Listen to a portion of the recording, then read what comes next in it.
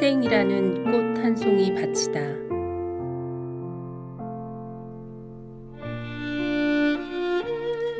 이 결혼 절대 반대다. 당장 집어치워라. 이따위 결혼식이 세상에 어디 있단 말이냐. 내 딸을 데려다가 이렇게 결혼시키다니 아이고 분해라. 안에서는 신랑 신부들이 꽃송이를 들고 엄숙하게 서 있는데 밖에서는 부모들이 몰려와 아우성을 치고 난동을 부렸습니다. 심지어는 연탄재를 던져 아름다운 신부가 뒤집어 쓴 일도 있었습니다. 1960년에 처음 통일교회 합동 결혼식이 열렸을 때 세상은 깜짝 놀랐고 반대하는 부모들로 인해 축하받아야 할 신성한 결혼식장이 아수라장으로 변했습니다. 그때 받은 핍박과 비난은 필설로 이루다 말할 수 없을 만큼 험악했습니다. 그러나 그 아픔과 반대를 딛고 합동 결혼식은 반세기 넘게 지구촌 곳곳에서 면면이 이어져 오고 있습니다. 예나 지금이나 통일교회 합동 결혼식은 희생과 배려의 또 다른 상징입니다. 원래 사랑에는 희생이 따릅니다. 어느 시인은 사랑은 나를 버리는 아픔이라고 노래하기도 했습니다. 나를 버리지 않으면 참된 사랑을 이루지 못합니다. 남자는 여자를 위해서, 여자는 남자를 위해서 태어났습니다. 그러므로 사랑하는 사람을 위해 나 자신을 기꺼이 희생해야 합니다. 너는 좋은 대학을 졸업했고 좋은 직업도 가졌다.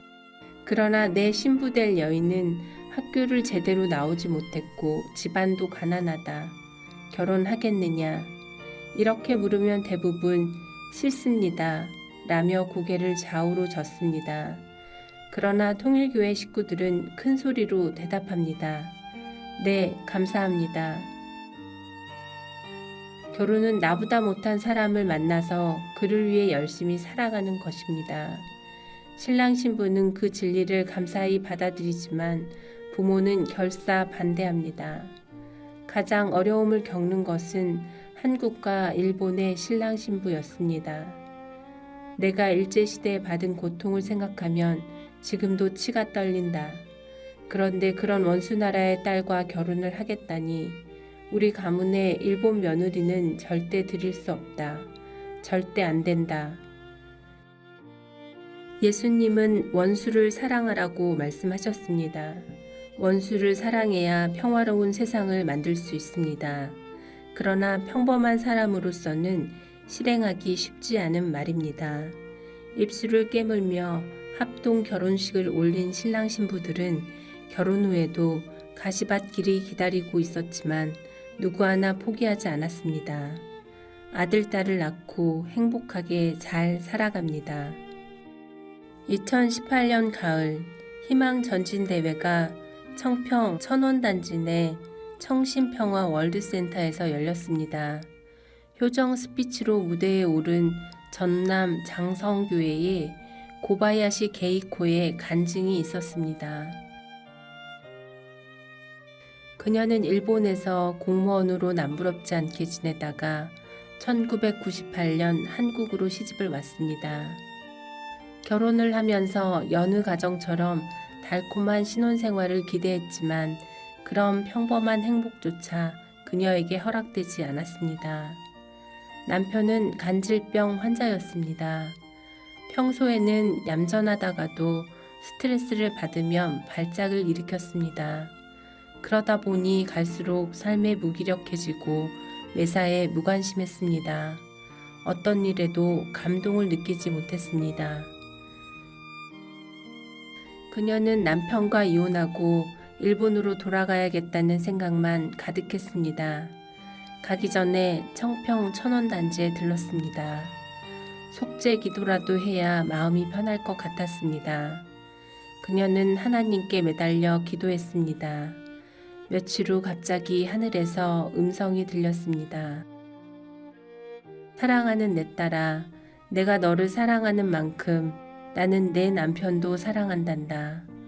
몸이 약하고 외롭게 사는 불쌍한 내 아들을 네가 내 대신 보살펴주면 안 되겠니? 그녀는 그 자리에서 진심으로 회개하고 통곡하며 용서를 빌었습니다. 그 후 마음의 문을 열어 점차 남편을 사랑하자 하나님은 그녀에게 사랑스러운 아들을 허락해 주셨습니다. 그러자 남편에게도 변화가 생겨 몸이 건강해지고 일자리도 찾아 집안이 안정되었습니다. 지금은 부부가 열심히 오남매를 키우며 행복한 삶을 꾸려가고 있습니다. 대회가 끝나고 며칠 후 나는 일본 선교사 모임을 가졌습니다. 전국 곳곳에서 4천여 명이 넘는 일본 부인들이 청평에 모였습니다. 마침 생일을 맞은 몇몇 부인에게 작은 선물을 전해주면서 지금까지 남편에게 생일 선물을 받아보았느냐고 물었습니다.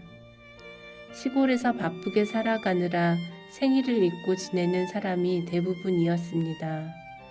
그럼에도 그것에 불만을 가진 사람은 한 명도 없었습니다.